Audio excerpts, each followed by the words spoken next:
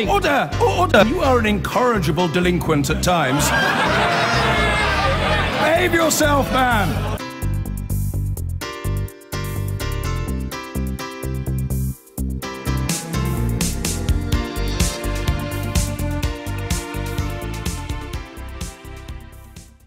In this election, how do we know what really matters to people? The old certainties are gone, tribal loyalty shattered, some of them by the Brexit vote. People are less likely to vote blindly for the party of their parents, and factors such as age, geography and education are emerging as the new dividing lines.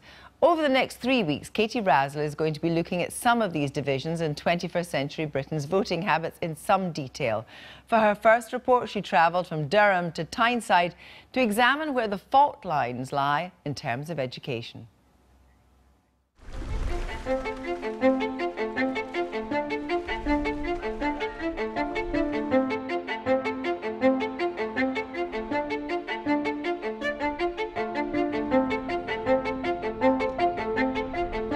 An island of Remain in a region that voted overwhelmingly out. Nearly a fifth of Durham's inhabitants have a degree, which statistics suggest also means they're more liberal and outward-looking than those without. With left and right now less obviously a marker of how someone might vote, university appears a prime seeding ground for liberal identities. So here we are, we're entering the premises of the Durham Union Society. Jack Gilmore is the Society's proud treasurer. Durham, founded in 1842, all those years ago. Amongst the student fraternity, Jack's in a minority group. And this place has produced many notable MPs, including Edward Lee and Crispin Blunt. And here we have the main debating chamber here. He's a Conservative supporter and a Leave voter. The other three here are Labour Remainers. Have you seen good political people? Voting Remain and voting Labour is, again, it's about how I feel about society, and I want society to be multicultural. I want everyone to be equal. What do you think it is, if anything, about university education that makes it such a marker for how people generally vote? Well, I think certainly people who are more university educated, of course, tended to vote Remain more in the referendum. I think what's really sad at the moment is the 48% who voted Remain have kind of been cut out of public discourse entirely. We're pursuing a hard Brexit, we're leaving the single market, which wasn't on the ballot paper. You know, the 48%, which is, you know, a very large portion of this country, are being labelled enemies of the people in the press and effectively being cut out of the discussion. People who go to university, they're interacting in more multicultural societies, and if you go to university, you're more likely to get a job in a city as well, which is then more likely to be Remain. I think that your views can so easily be swayed depending on, you know, who your friends are. My views changed when I came to university somewhat on topics like religion, for example. But what do you mean?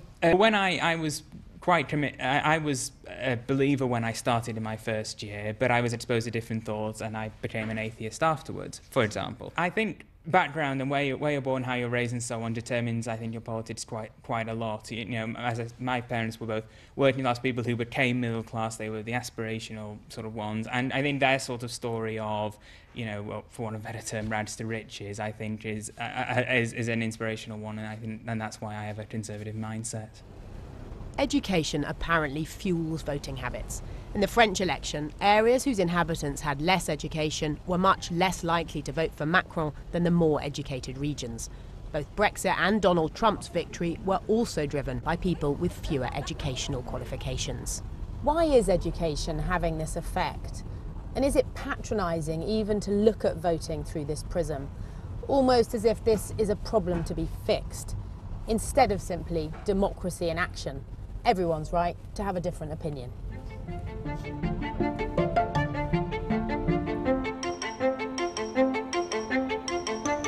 Newsnight headed up the coast, back to a place that was celebrating when we visited the day after the Brexit vote.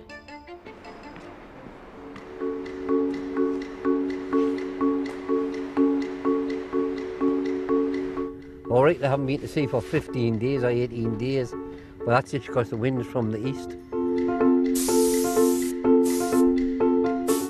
You can't stop nature, can you? No, that's it. John Ellis has worked at North Shields Fish Quay for 60 years. I can read a little bit and write a little bit, but you would class me as illiterate. Without educational qualifications, John made a good living doing a valued job in a respected industry. And a kid your age now, 15-year-old who left school, all that lobster's getting excited. Yeah. What would they have the same prospects as you had back then? No, it was all a case of down here was if you worked hard, you just had to work hard. And when you think about the Prime Minister now, Theresa May, I think she's a good woman. why? What do you think? What do you like about her? Oh, she's down to earth in ways. Like I think she's all right for the country, and that's what I look at. The other fella's good as well, the Labour man. Jeremy Corbyn? Oh, but he's got no oof about him, you know. In Heartland Labour Tyneside, many at the fish dock migrated to UKIP. This election, not all those votes are assured. The Keymaster left school at 16 to be apprenticed. His children opted for university. When I was younger, you had choices, you know, to go down the yards, the coal mines, you know, steel yards, but there's nothing now, nothing at all. I'm just now thinking I won't vote because there's no one to vote for. There's no one decent. You couldn't bring yourself to vote Conservative? Oh, never. They wrecked the north of England the last time they had a female Prime Minister.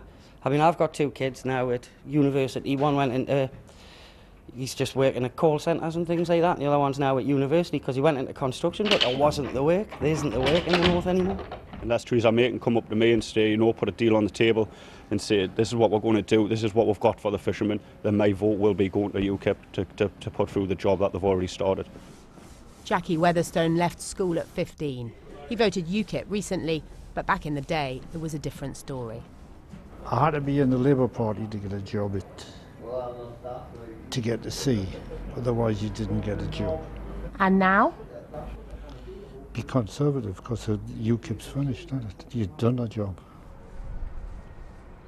This election, 53% of those YouGov asked who have no qualifications plan to vote Tory, 17% UKIP, 18% Labour and 5% Lib Dem. The Tory vote share seems to decrease for every extra qualification a voter has. Of those with degrees, Tory vote share was down to 36%, UKIP just 4%, while Labour was on 28% and the Lib Dems 19%. Twinkle, twinkle, little star, how I wonder what you are. The mood music across the Tyne in South Shields is about regeneration, in a place where 62% voted out and nearly 30% have no educational qualifications. At the Word Cultural Space, the council offers free music sessions for parents and babies. But when it comes to how these people might vote, is it education or employment prospects that count? Forwards and backwards and forwards and backwards. William Bartlett is now a chef. He left school at 16, did NVQs and an apprenticeship in bricklaying. Recently, he's voted UKIP. Well, when I was doing a bricklaying apprenticeship, I couldn't get it because at first all the Polish came over and they took over the people's jobs for site labourers. So you couldn't get a job after the apprenticeship? No, I got ruled out of it because what was put down on paper, there was too many cheap labourers available and they didn't want to pay for my wage compared to theirs. So that made you angry? Didn't make us angry, it's just obvious business sense, isn't it? Why pay for one person on this when you can get two for the same price? It works like that, doesn't it? It's business. So when Theresa May says we're going to bring immigration way down, you would support her in that? Yeah. Now, for this election, do you think you'd vote UKIP again? No. Why not? It's dying out. Kate Foster, on the left, went to university but didn't finish the course. From a mining family, she is staunch Labour and voted Remain. And what do you feel as a Remainer in this sea in the northeast of Leavers? I just don't understand, especially we've got Nissan at Sunderland, and I can't understand why a city that depends on industry and outside help would. I just don't understand. Is there any way you can explain it? Fear. People are frightened. Of immigration. What? I want to live in a country that's open to people that need help. I want Freya to have, you know, friends from all walks of life, and I don't see that that's going to be how it's going to be anymore. I do think it's under threat, I really do. The referendum gave a voice to those who haven't benefited from our globalised, graduate-centred economy. In Durham, our students were taking a break from exam revision. Amongst the gang, another Conservative, this time she's a Remainer, and a Liberal Democrat supporter. I don't think our values are under threat as much as we just need to articulate them better and perhaps in a less high-handed way. I think the Liberal establishment has been a bit smug in their messaging and just assuming everyone's on their side. What we need to do is articulate Liberal values and just make the point that they're actually British values. I think we are really getting lost. I think we struggle within the Brexit rhetoric because obviously we lost, Remainers, we lost, and we had to accept that, which is fine, but the way that we're going now, I'm really frightened of a hard Brexit because that's where the rhetoric I think is leading, especially as the Tory party want to increase their majority, which I want to happen too, but are we doing that at the expense of taking in some rather dangerous far-right voices?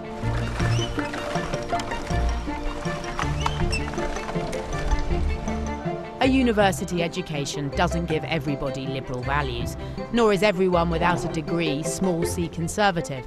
But education is a significant predictor of voting behaviour, and with a likely realignment going on the right, in many areas of Britain, it will play a big role in deciding who wins this election. Katie Razzle.